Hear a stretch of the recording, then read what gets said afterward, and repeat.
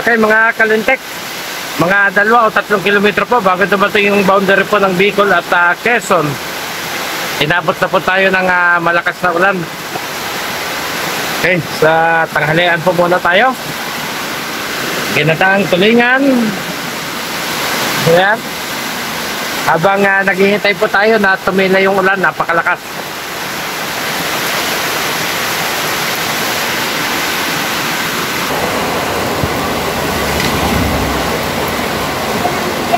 Ha? Okay lang, walang apiya.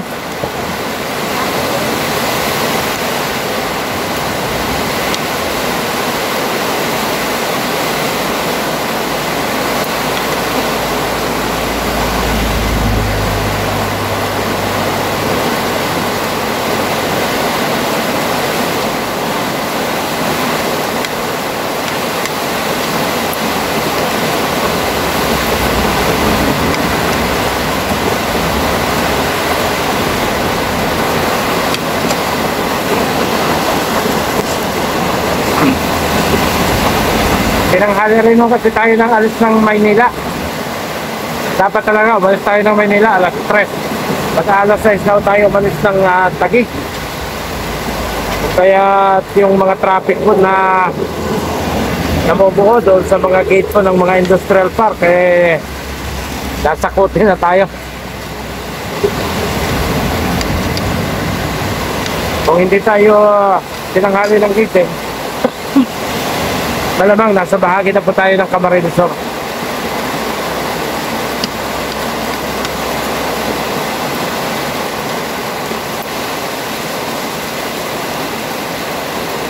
Medyo malayo pa po ang Legazpi City. Baka mga kulang-kulang 300 kilometro pa. Nangangalahati pa lang po tayo. Kaya update ko kayo ulit sa susunod kung saan tayo magpapahinga. Okay mga kabihero, ito po yung landmark ng paghihiwalay po ng lalawigan ng Quezon at lalawigan po ng Camarines Norte. Ito rin pong Camarines Norte ang kauna-unahang lalawigan po pag kayo pumasok ng Bicol region mga kabihero.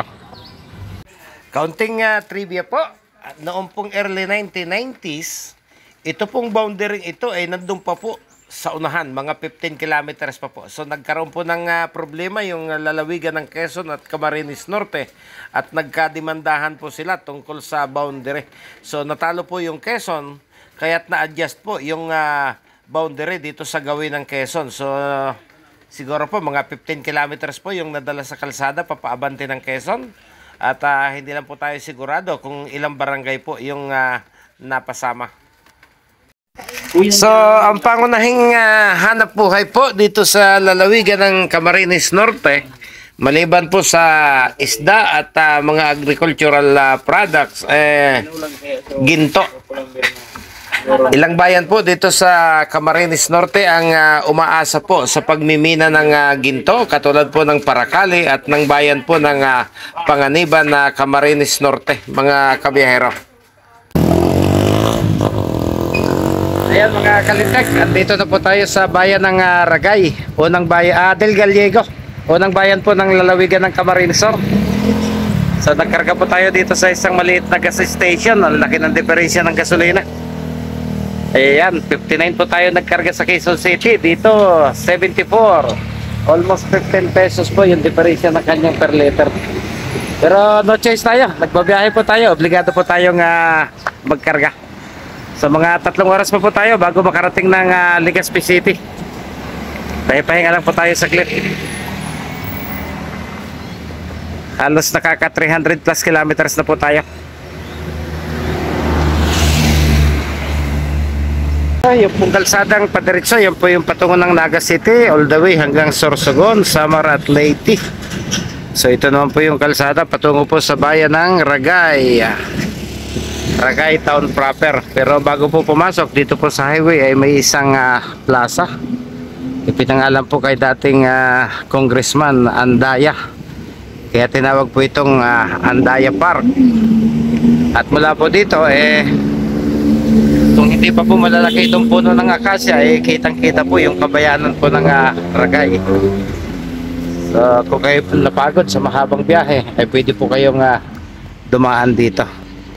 So ayan, sa baba po niyan ay makikita po ninyo yung bayan po mismo ng Ragay, Camarines Sur. So nung bagong gawa po ang plasang ito, hindi pa po ganito kalalaki yung puno, kung kaya't nakikita pa po yung poblasyon mismo ng Ragay.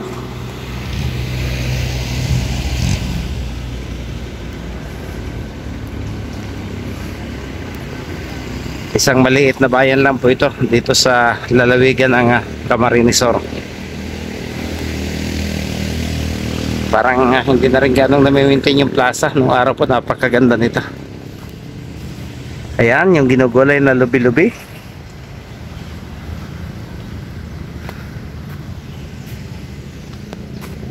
So sa kabila po na yan, sa tabi ng bayan mismo ay dagat na po. At pag tumawid po kayo doon, yung pong bayan kung saan po ako isinilang, bayan po ng San Narciso kung magbabangka.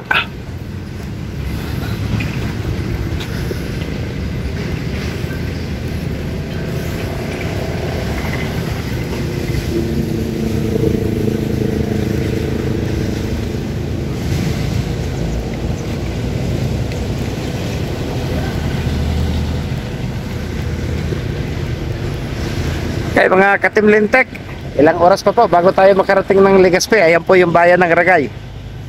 Sa mga hindi pa po nakakarating ng Bicol, buhat po doon sa boundary po ng Quezon, ito po yung kanilang pangatlong bayan kung hindi ako nagkakamali.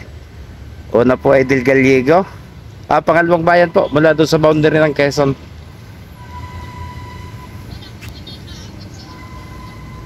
So kahit maliit po ang bayan na yan, nakapag-produce po yan ng mga national figure.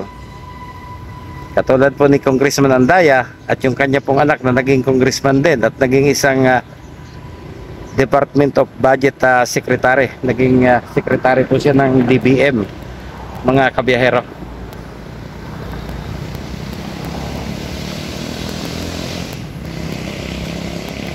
So napakalalaki na nung akasya. Hindi na ho ganong makita yung kabahayan.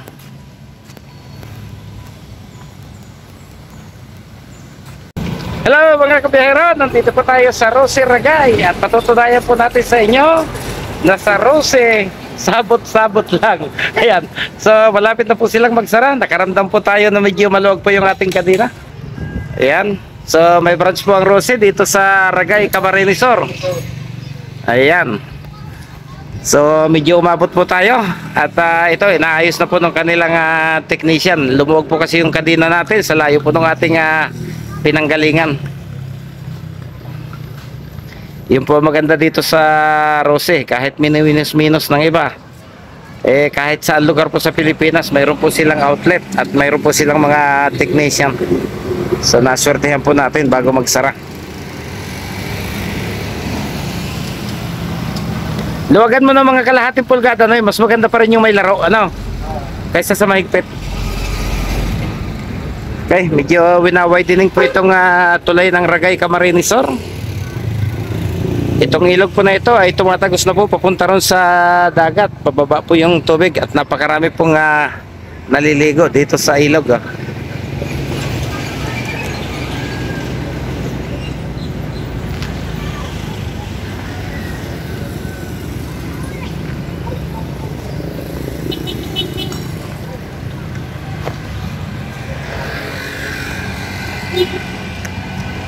Di baling may kaunting laro. Pag nahigpitan mo na, wag mo na pakakahigpitan kasi kada lubak humihigpit.